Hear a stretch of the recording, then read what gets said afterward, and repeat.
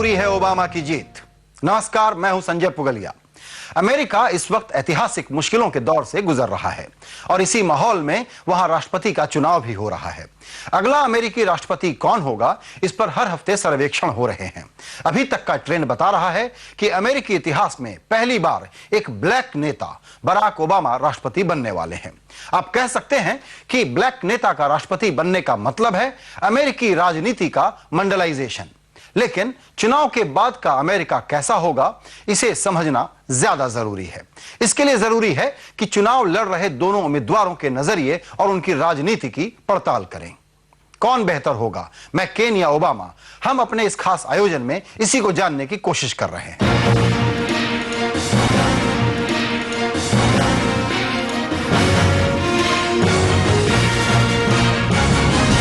America में हुए अब तक सारे सर्वे बताते हैं कि चुनाव में बराक ओबामा बाजी मार लेंगे।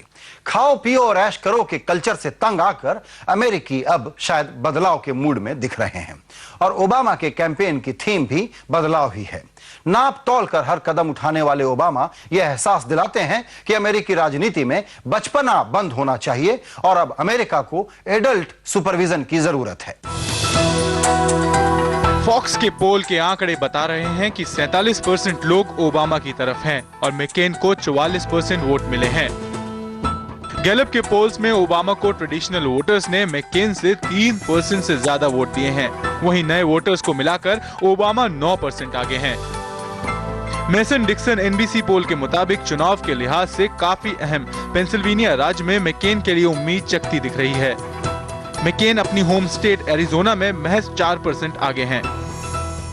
अब बात करते हैं न्यूयॉर्क टाइम्स सीबीएस न्यूज के ताजा पोल की। जिन लोगों ने 2004 चुनाव में बुश को वोट दिया था, उनके बीच ओबामा आगे दिख रहे हैं। साथ ही 1972 के बाद कभी डेमोक्रेट को नहीं चुनने वाले व्हाइट मैन भी ओबामा के पक्ष में काफी संख्या में दिख रहे हैं। कुल 52% लोग ओबामा को वोट देने को तैयार हैं, वहीं मैकेन के साथ 49% लोग हैं। इन सर्वेक्षण पर किए गए CNN poll of the polls के मुताबिक करीब आधे वोटर्स का रुख ओबामा की ओर है। वहीं 43% वोटर्स मैकेन के समर्थन में हैं और 7% वोटर्स अभी भी अपना उम्मीदवार तय नहीं कर पाए हैं। अमेरिका आतंक के खिलाफ लड़ाई में बुरी तरह उलझा हुआ था कि तभी मंदी ने उसकी मुश्किलें और बढ़ा दी। इसका सीधा फायदा ओबामा को मिला है और अब वो शायद अमेरिका के सबसे ताकतवर नेता बन जाएं। वॉल स्ट्रीट के तूफान ने उनका चुनावी किला और मजबूत बना दिया है।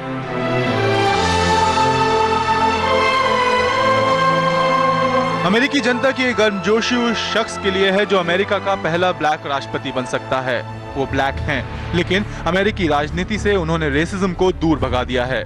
अमेरिका को बदलाव चाहिए। अमेरिका को ऐसी नीतियों से छुटकारा चाहिए जहां लोग काम करने से कतराने लगें, जहां बच्चे स्कूल जाने से घबराने लगें। सेविंग्स का नाम नहीं, बस खर्च करते जाओ।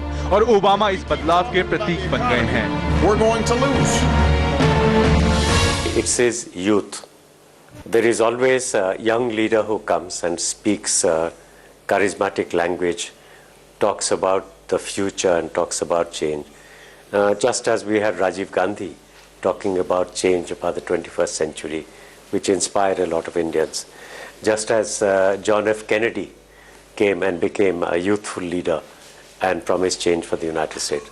So I think it's Barack Obama's, it's his youth, his charisma, and I think his promise, which has been translated into a number of tangible steps that he will take to carry out that promise. अमेरिकी मंदी दुनिया को चपेट में ले रही है और इसके लिए जिम्मेदार जॉर्ज बुश को ही समझा जाने लगा है और बुश प्रशासन की यही फजीहत ओबामा के लिए वरदान साबित हो रही है। अमेरिकी जनता सोच रही है, ऐसा राष्ट्रपति चुनो जो 10 साल से चली आ रही आर्थिक नीतियों की धज्जियां उड़ाए।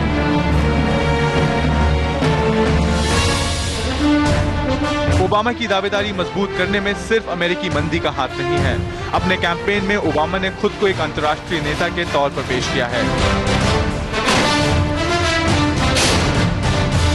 जो अफगानिस्तान और पाकिस्तान में अलकायदा और तालिबान का खात्मा चाहता है, इराक युद्ध का विरोधी है और ईरान से बातचीत चाहता है। ओबामा की ये राय कुछ हद तक बाकी दुनिया के सेंटिमेंट से मेल खाती है और अमेरिका को एक ऐसा नेता चाहिए जो उसे ताकतवर बनाने के साथ साथ दुनिया में इज्जतदार भी बनाए। ओबामा इस सपने में फिट बैठते हैं। जिस तरह से वो बातचीत के माध्यम से अलग अलग समस्याओं का हल करना चाहते हैं, वो बल प्रयोग पे इतना ज़्यादा तवज्जो नहीं देते। मुझे लगता है कि ये दुनिया के लिए ज़्यादा बेहतर है, एशिया के लिए ज़्यादा बेहतर है, दक्षिण एशिया के लिए ज़्यादा बेहतर है, और इसलिए भारत के लिए भी बेहतर यही होगा।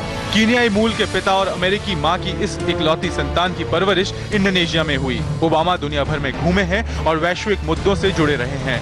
हार्वर्ड से लॉ पढ़े ओबामा शिकागो लॉ स्कूल में कॉन्स्टिट्यूशन की बारीकियां पढ़ा चुके हैं। 1997 से वो इलिनॉय से अमेरिकी सीनेट के सदस्य हैं। ओबामा की राजनीति में ड्रामा नहीं है, वो हर फैसला सोच समझ कर लेते हैं। अपने सहयोगी के रूप में जो बिडेन का चुनाव इसी का संकेत है। जो बिडेन काफी अनुभवी नेता हैं और विदेश और रक्षा मामलों के एक्सपर्ट माने जाते हैं। अमेरिकी राष्ट्रपति की इस रेस में जॉन मैकेन पिछड़ते हुए दिख रहे हैं।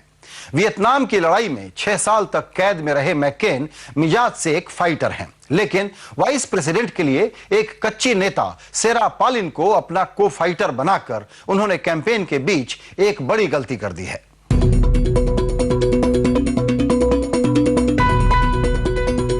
अमेरिका में मंदी और इसके लिए जॉर्ज बुश की खिंचाई, वॉल स्ट्रीट में संकट और रिपब्लिकन पार्टी में फूट, ये सब ऐसे मुद्दे हैं जिसने जॉन मैकेन को बैकफुट पर ला खड़ा किया है।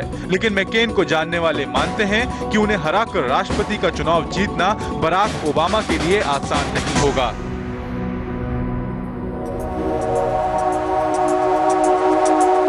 (1936) में जन्मे मैकेन ने दुनिया की आर्थिक मंदी को बचपन में देखा है।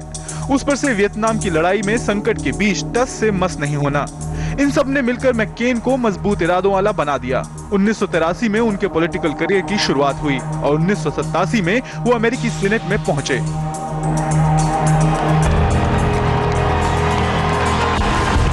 अमेरिकी कांग्रेस में रहते हुए उनके मिलिट्री करियर की साफ झलक मिलती है। कई मौकों पर वो कॉर्पोरेट सेक्टर के बढ़ते दबदबे के खिलाफ खड़े हुए। इस मामले में उनकी सोच पूर्व अमेरिकी राष्ट्रपति थियोडोर रूजवेल्ट से काफी मिलती है। रूजवेल्ट की तरह मैकेन भी कॉर्पोरेट सेक्टर में दखल नहीं चाहते, लेकिन मजबूत सरकार की जरूरत की वकालत वो लगातार करते रहे हैं। उनका मानना है कि मजबूत सरकार ही कॉर्पोरेट सेक्टर की लालच पर अंकुश लगा सकती है। मैकेन को सबसे ज्यादा नुकसान इस बात से हो रहा है कि वो अमेरिका में बदलाव के बयार को पहचान नहीं पा रहे हैं। अपने सहयोगी के रूप में सेरा पैलिन का चुनाव भी उनकी लायबिलिटी ही बनता जा रहा है। पैलिन चुनाव पर कम, अपने कपड़ों पर ज्यादा ध्यान देती हैं। चुनाव प्रचार में उनके वार्डरोब पर करीब $1.5 लाख खर्च किया गया है। ओबामा या मैकेन के जीतने पर भारत और अमेरिका के रिश्तों में क्या बदलाव होगा, जानेंगे एक ब्रेक के बाद।